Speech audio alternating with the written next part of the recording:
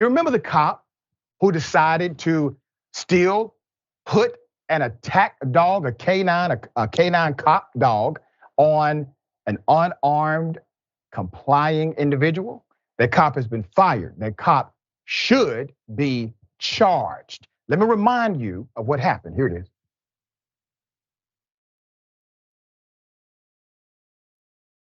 That's a dog. Come to me. You don't want bit. On the ground, you're gonna get bit. Come to me, man. Do not let them, don't release the dog. Do not release the dog with his hands up. Do not release the dog with his hands up. Do not release the dog with his hands up. Don't. Do not.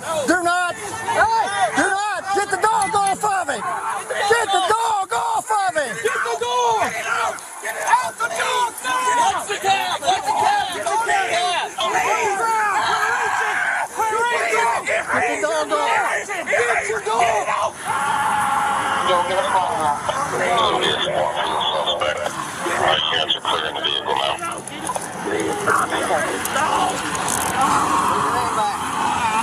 Put your hand back. Give me your hand. What do you mean? I gave you 3 warnings. Did I not? You just pulled up. Did I not say? Did I not say final warning? You're getting out of the dog. Next available rollback. Left front tire on the. What? All right, put it up. Now, I want to remind everyone, the officer who has command is the one who says, don't do this, don't release the dog with his hands up, meaning he is in compliance. He's in compliance. It also means that some would deem that action to be illegal. I certainly deem it to be illegal. We reported on this from day one. We have been giving you the updates as they develop. Ryan Speakman, the Circleville, Ohio police officer who was seen on video releasing a K-9 on an unarmed black truck driver, has been fired according to a statement from the department. Now, I want to remind everybody, it is not the city who responded to the initial traffic stop. You have the state patrol or state troopers. They called in for backup because the truck did not immediately stop. So when they call in for backup, that backup goes to the local jurisdiction of the town that you are either going through then or about to go through in a few minutes. The local jurisdiction, they get involved. The local jurisdiction, they understand command. The person saying don't do this, once again, has command and jurisdictional authority. It was ignored. It was almost as if, let's put them back up. It was almost as if Officer Ryan Speakman said, I've brought out this K-9 and I'm going to use this K-9 no matter what. That's what it seemed like. Mayor Don McKilroy on Monday told CNN Speakman had been placed on paid administrative leave prior to his termination. Let me read it. Department said Circleville police officer Ryan Speakman's actions during the review of his K-9 apprehension of suspect Jadarius Rose on July 4th show that Officer Speakman did not meet the standards and expectations we hold for our police officers. Officer Speakman has been terminated from the department effective immediately. As you recall, the 23-year-old Mr. Rose was bitten by the K-9 on July 4th. Put him up. Now let me remind everyone that initially the officer was defended. They defended the cop for his actions, talking about the local jurisdiction did.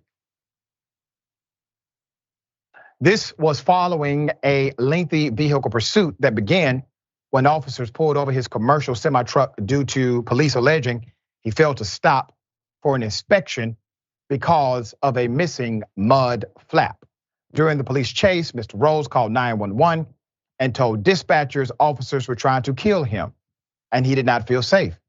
pulling over the truck. Rose repeatedly told the dispatcher he was confused about why he was being pulled over and why police had their guns drawn after he briefly stopped the truck before driving away. Now, when Sharon Reed and I talked about this story, Sharon said something quite interesting and actually normative.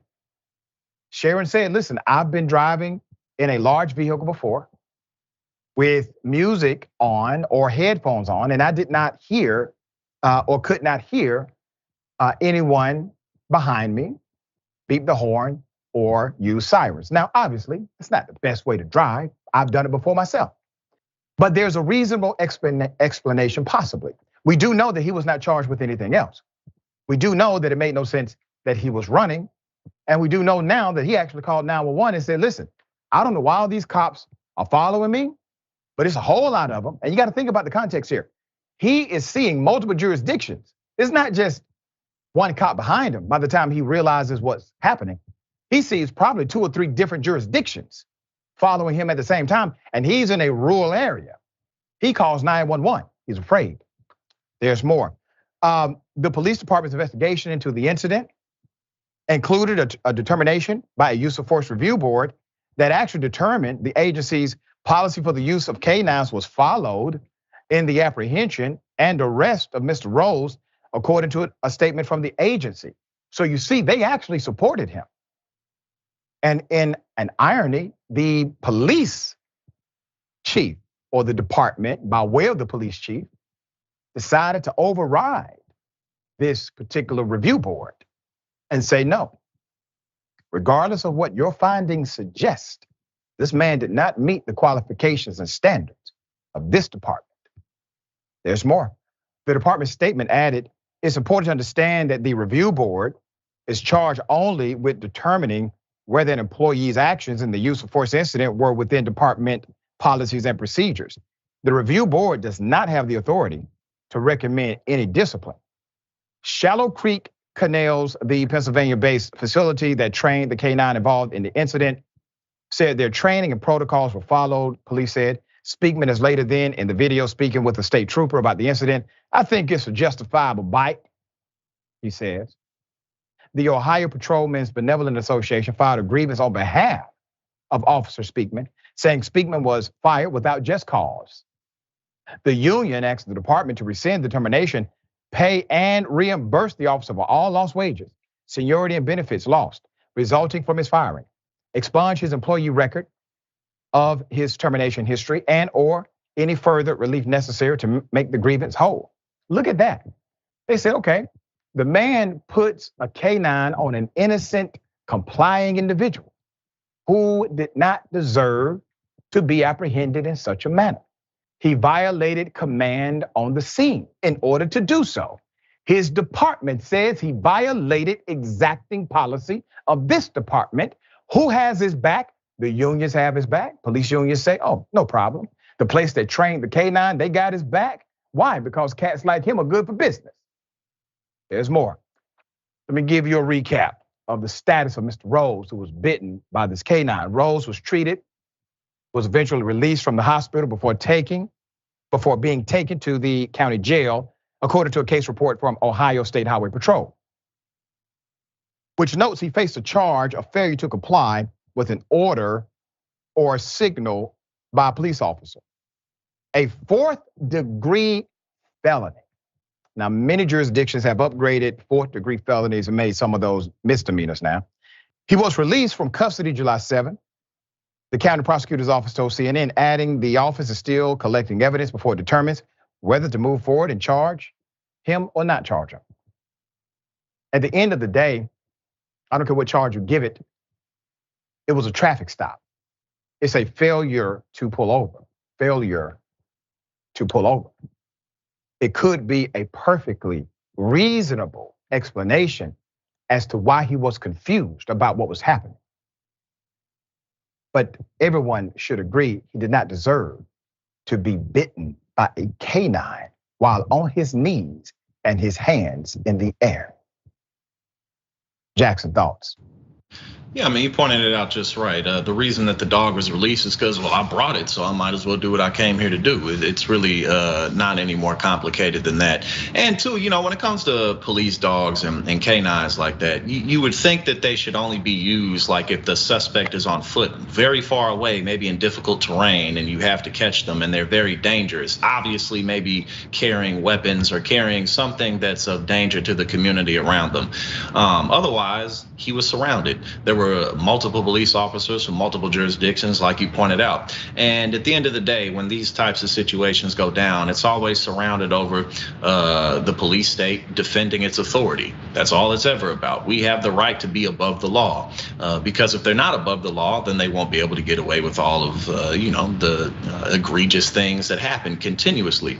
So at the end of the day, he got bit because that's what the dog came there to do. Yeah, that's it. We shall see if charges are filed against the cop. We're talking about charges against the brother. He's the individual who should not have been victimized. There's only one victim here, possibly two. Obviously, the man who was bitten by the dog and the horrific training given to the dog. The dog may be a victim as well.